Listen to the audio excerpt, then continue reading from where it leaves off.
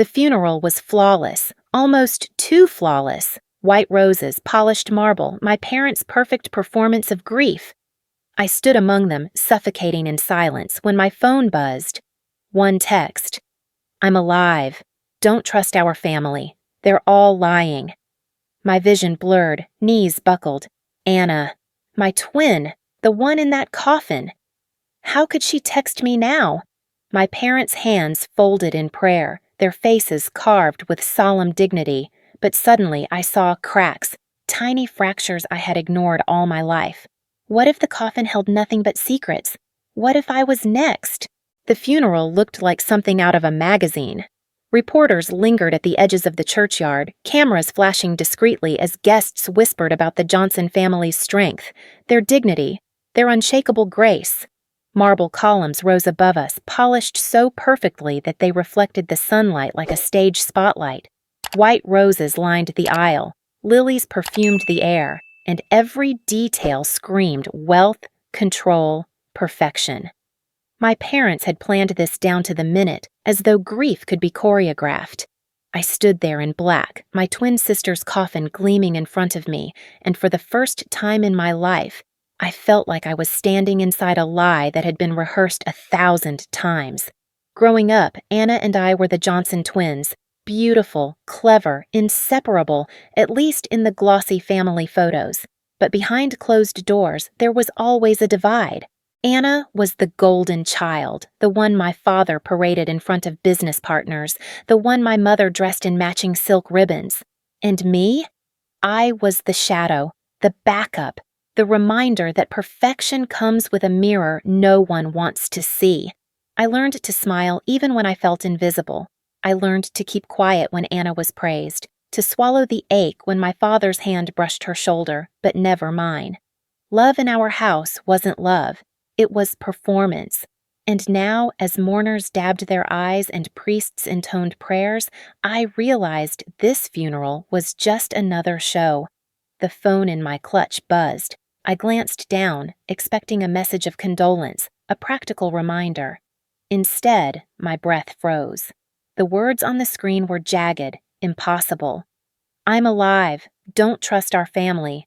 They're all lying." The letters blurred as tears pricked my eyes. My knees weakened, and I gripped the pew to steady myself. It had to be a cruel prank, but my chest knew differently. That voice, that urgency, it was Anna's. It sounded like her. I turned toward my parents. My mother's hands were folded neatly in her lap, her veil perfectly arranged, her posture rigid. My father's jaw was set like stone, his eyes fixed on the coffin as though he could will it to contain truth. My brother, Michael, leaned against the marble pillar, arms crossed, face carved with a smirk too casual for grief. And for the first time, I wondered, had they been playing this role for so long that they'd forgotten the difference between truth and theater? My pulse hammered. I waited until the ceremony ended, until the mourners dispersed into clusters of hushed voices and expensive perfume. Then, with my voice shaking, I asked the question I had rehearsed 100 times in my head. "Why is the coffin sealed?"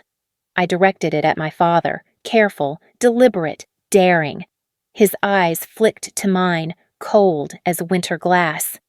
"Because it is," he said flatly. "We don't need to invite spectacle into grief." I blinked. "That's not an answer."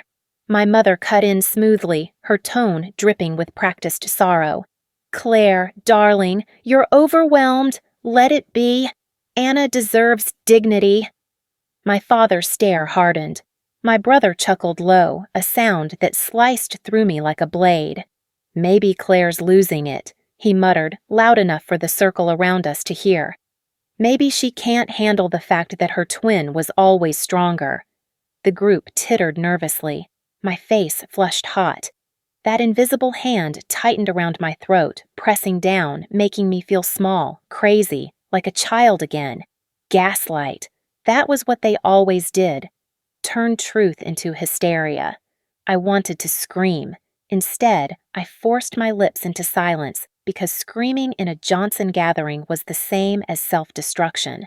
I turned away, but my vision caught something odd. Just as the crowd thinned near the grave, a figure in dark clothing moved swiftly, too swift, too intentional. A hand slipped a small white envelope onto the fresh mound of roses that marked my sister's grave. I blinked. When I looked again, the figure was gone, melted into the flow of mourners. My heart slammed against my ribs.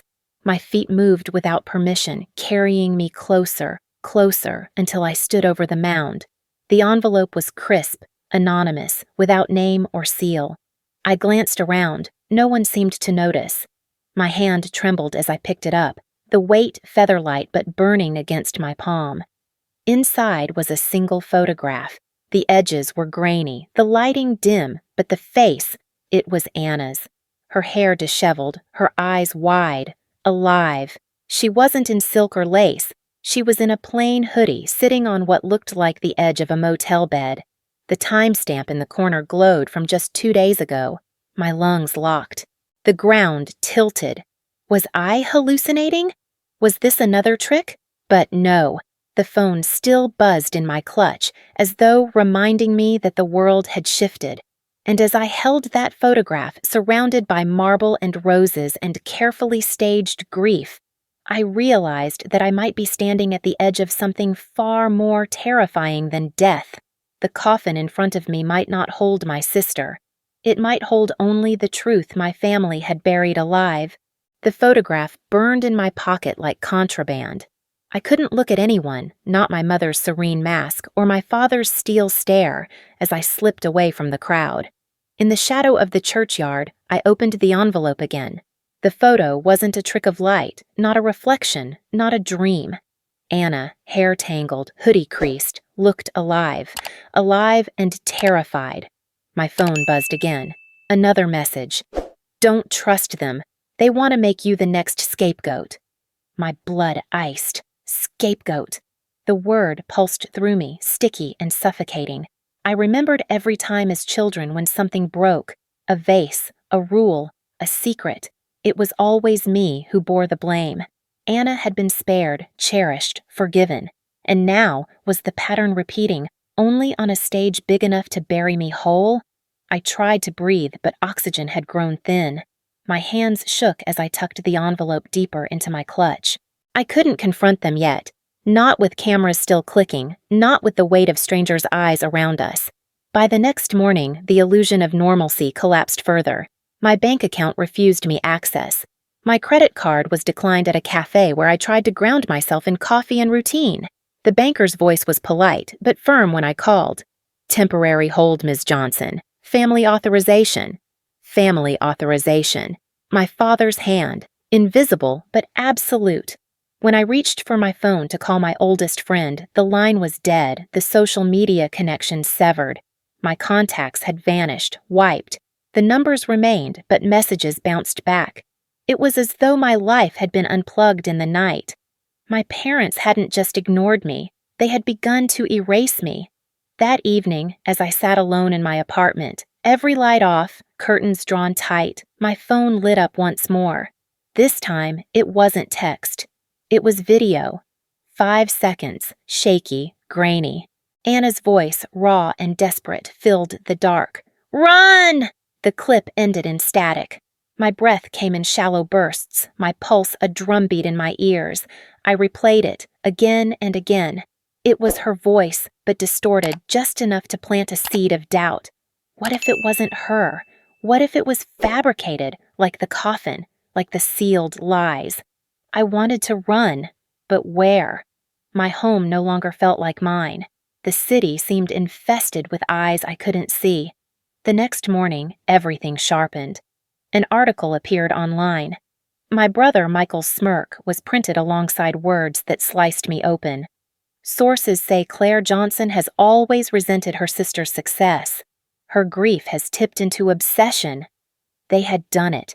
They had bled their poison into the public, made my name a headline, my pain a spectacle. Friends messaged once, then not again. My boss left a voicemail. Take time off, Claire. Maybe permanently. I stared at my reflection in the mirror, my hair tangled, my face pale. Was I unraveling? Was that what they wanted? To make me believe I was mad? A part of me whispered it might be true. The texts, the video, the envelope. They could all be hallucinations born from grief. But grief doesn't hack your bank. Grief doesn't publish lies in tabloids. Grief doesn't erase your contacts. It was them. It had to be them. I dug into the envelope again, hands trembling. Behind the photograph, folded small, was another paper I hadn't noticed before. A bank slip. Transfer of assets. Date. The week before Anna's supposed death. Beneficiary. Michael Johnson. Amount. Nearly everything that should have been split between us. My stomach lurched. My brother hadn't just smirked out of cruelty. He smirked because he had already won. If Anna was alive, she was stripped of everything. If she was dead, he was richer for it. Either way, I was the fool left with ashes. I pressed my palms to my temples, the weight unbearable. My mind spiraled. What if Anna had staged her own death, using me as a pawn to distract our family while she disappeared with her own secret plan? Or worse, what if Anna was gone for good and my family was using her ghost to dismantle me piece by piece? The questions chewed at me, corrosive, relentless. And still, my phone lay on the table, silent now, as if waiting for me to believe or to break. The graveyard was silent at night, the kind of silence that pressed against my eardrums like water. I had waited until the church lights were off, until the mourners had gone, until even the guards hired for the ceremony had disappeared into their cars. With trembling hands, I gripped the shovel I had hidden beneath the yews. Every strike into the soil echoed like thunder in my chest. My body ached, sweat plastered my hair to my face, but I kept digging. I had to know. Hours later, the coffin lid emerged, slick with dirt and dew. My hands shook so violently I almost dropped the crowbar I'd smuggled in. The metal screeched as I pried it open. Inside, nothing. Not Anna, not even a body. Just emptiness. Velvet lining pristine, as though it had never touched human flesh. The air ripped from my lungs. My vision swam. I staggered back, soil collapsing beneath my knees. All this time I'd feared she was gone. Now the truth was worse. They had buried a performance, a prop, and asked the world to mourn. Claire. My father's voice boomed behind me. I spun, heart cracking against my ribs. There he was, backlit by the pale glow of a flashlight, jaw set, fury vibrating off him like heat. "What have you done?" His words struck like gunshots. "Desecrating your sister's grave? Have you finally lost your mind?" My mouth opened, but no sound came. Behind him, my mother gasped, clutching her pearls as if she had just walked into sacrilege. "She's unstable," she whispered to no one in particular. "She's unwell." "No," I croaked, voice shredded. "She's not in there. There was never—" My father cut me off, his tone venomous. "Enough! If you ever loved your sister, you would stop this madness." But madness was pretending she was in that coffin. Madness was demanding I kneel before a lie. The next day, whispers followed me like smoke. Colleagues avoided my gaze. Neighbors' curtains twitched when I passed. And then, tucked inside Anna's old dresser, a place I had searched a dozen times before, I found it. A small USB drive taped beneath the drawer. I plugged it into my laptop with shaking hands. Static hissed, then a voice, cracked and trembling. "Claire, if you hear this, it means they staged my death. They couldn't silence me any other way. They want to bury the truth, but don't let them. Please, don't let them." It was Anna. Her tone frantic, urgent, the way she whispered to me when we were children hiding from thunder. I barely had time to absorb it when footsteps creaked in the hall. I whipped around, the door yawning open. My father's silhouette filled the frame, his eyes locked onto the glow of the screen. My breath froze. "What are you doing?" His voice was low, dangerous, the kind that didn't need to shout. The room shrank around me. My fingers fumbled for the laptop lid too late. By morning, the storm broke. A video surfaced online, already shared 1,000 times before I saw it. It showed me, hair wild, eyes frantic, rambling at Anna's grave, clawing at the dirt like a lunatic.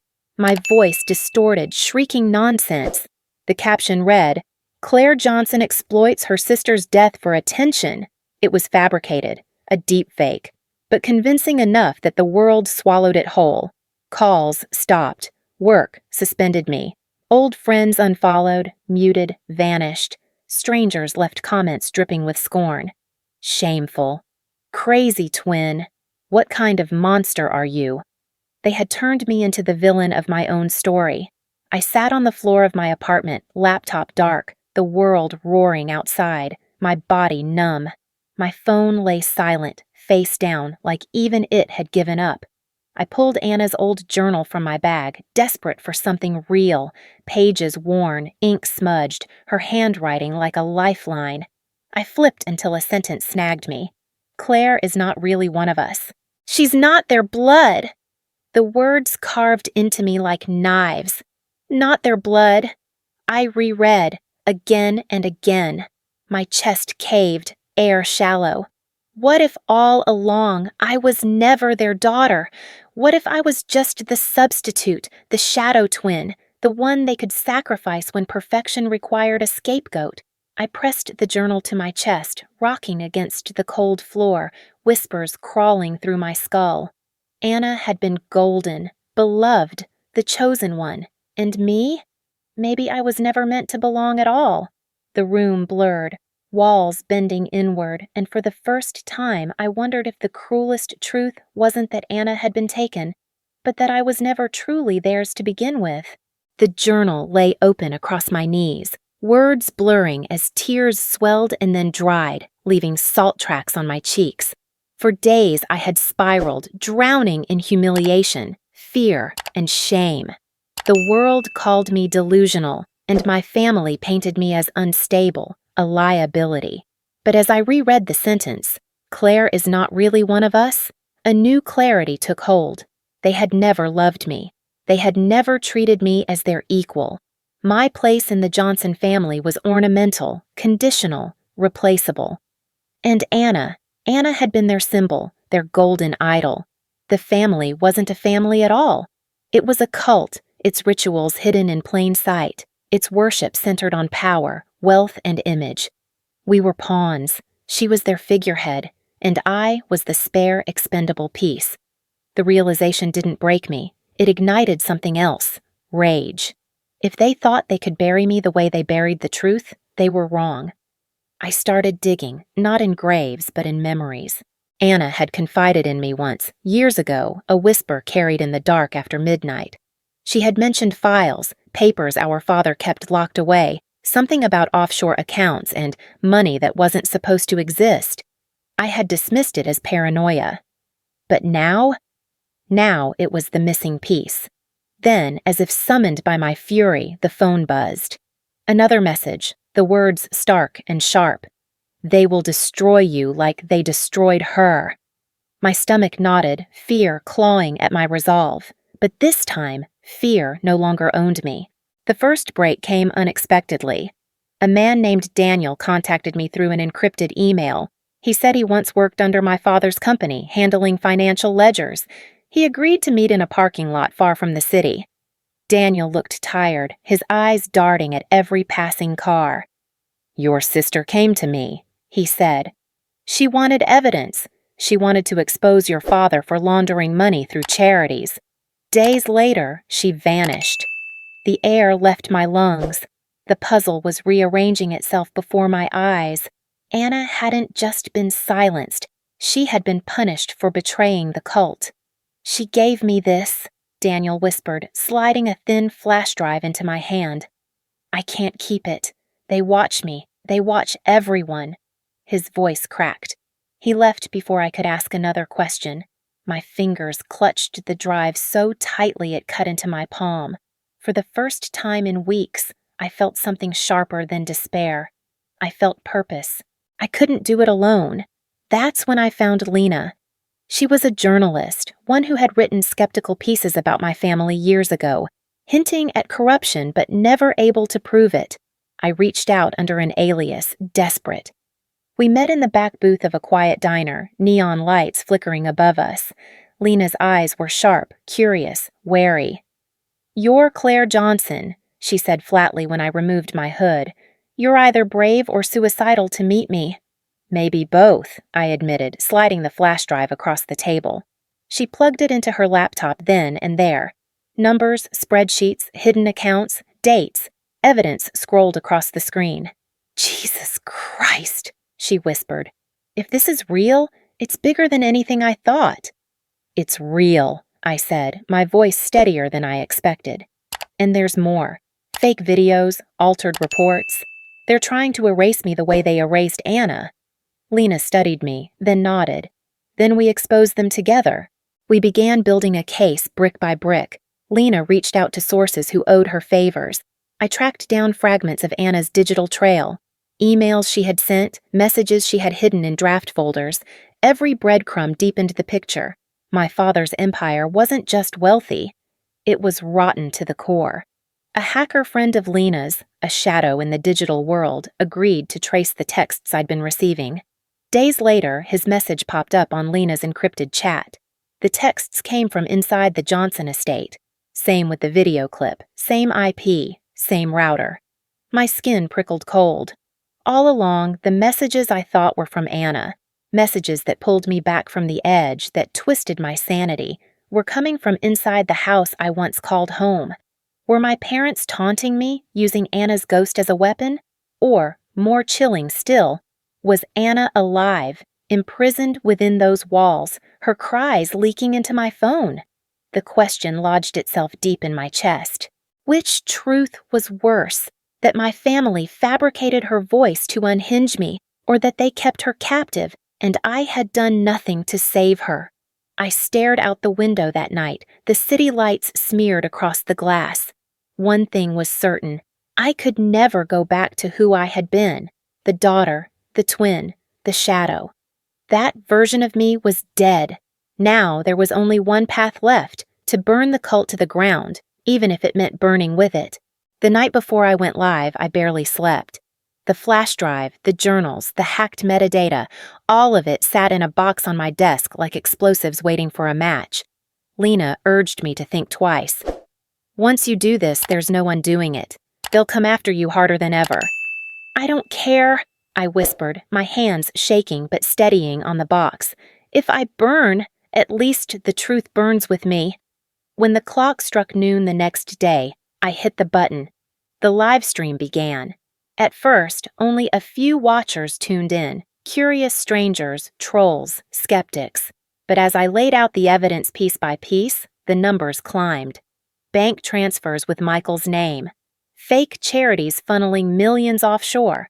Side-by-side comparisons of deepfake videos against untouched footage. And finally, Anna's own recorded voice. "If you hear this, they staged my death." The chat exploded. "Holy shit! This is real? Exposé of the year." Within minutes, news outlets picked it up. By the hour, it was everywhere. The perfect Johnson image cracked under the weight of receipts, screenshots, and voices they could no longer control. I stared into the camera, sweat shining under the light, and said the words I had never dared to say before. My family is a cult. They buried my sister alive in lies, and I refuse to be their scapegoat anymore.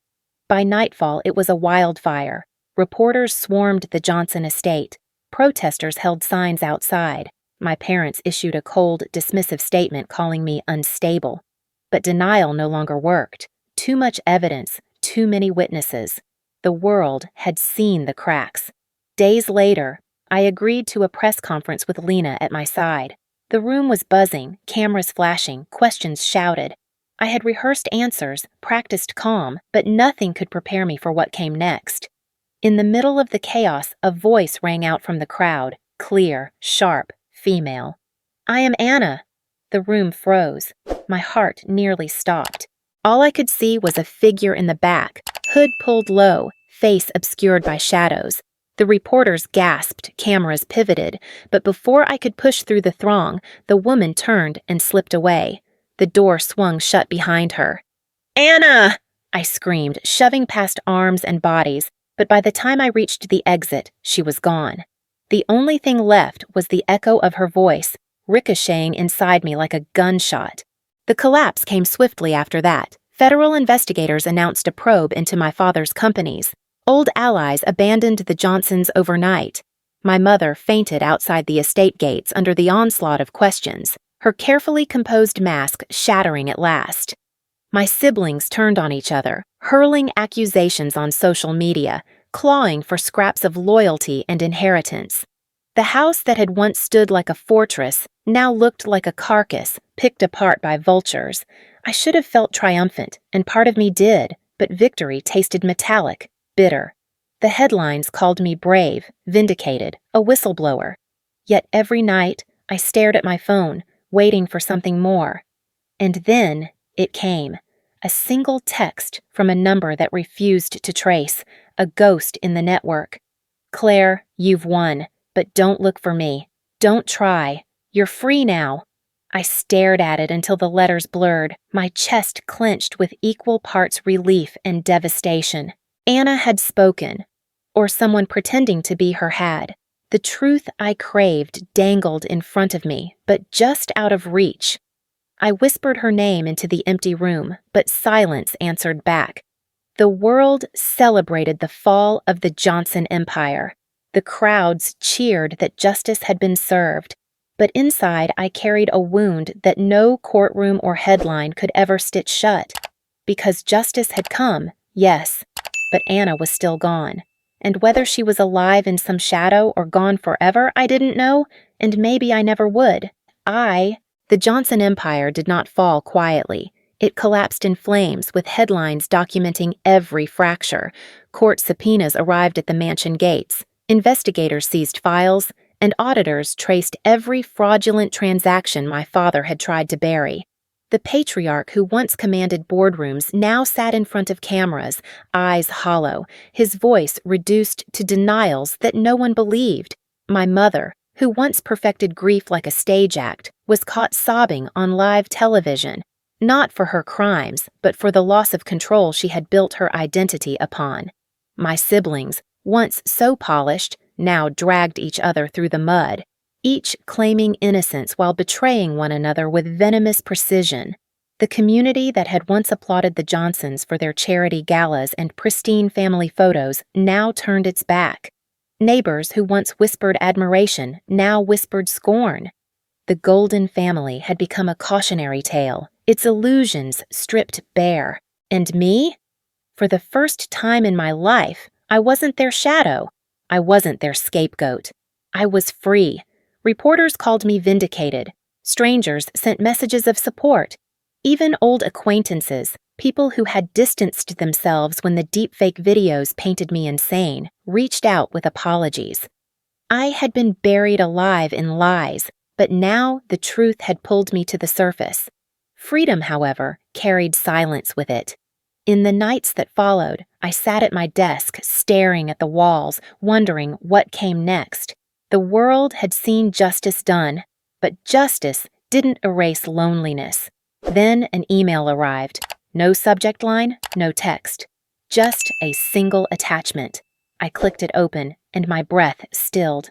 A photograph.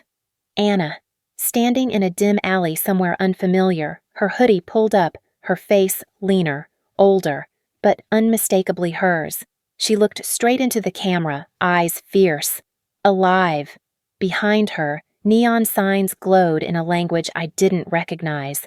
My hands trembled so hard I nearly dropped the laptop. She was alive and watching me. But why send the picture now? Why not come back? The image seared into me, filling me with equal parts hope and dread. Months passed, and I rebuilt. I took a job at a nonprofit, one that actually served the vulnerable instead of exploiting them. I began writing, pouring my story onto pages that became both confession and testimony. People who had once pitied me now saw me as a voice for survivors of toxic families. Letters arrived from strangers, daughters, sons, siblings who had been scapegoated, erased, silenced. My pain became their mirror, and their gratitude became my strength. Slowly, I built my own family. Not by blood, but by choice. Friends who stood by me, colleagues who valued me, communities who embraced me without conditions. For the first time, I felt what it meant to belong. The old wounds still throbbed, but instead of festering, they hardened into wisdom. I realized the best revenge was not watching my parents stand trial, not watching my siblings betray each other. The best revenge was waking up each day unshackled by their control. Freedom. That was the justice they could never take away. I ended my book with a single line: "The best revenge is freedom." But even freedom carried shadows. On the last night before the manuscript went to print, I received another message. A video this time. Anna again. Only now, she wasn't ragged in a hoodie. She was composed, deliberate, her voice calm but cutting. "Claire," she said, her eyes boring into mine through the screen. "Everything that happened, all of it, was necessary. They would never have let you go unless you lost everything first. You needed to burn so you could rise. I made sure of it." The screen went black. I sat frozen, pulse racing, my mind reeling. Had Anna orchestrated the entire ordeal? Had she been the ghost in the machine, the architect of my torment, guiding me through hell just to see me free? Or was it another manipulation, another layer of the cult's deception? The question clawed at me, but the answer never came. All I knew was this: I was no longer their scapegoat. I was no longer their shadow. Whatever Anna's role had been, savior, betrayer, or something in between, my life was mine now, and for the first time, that was enough.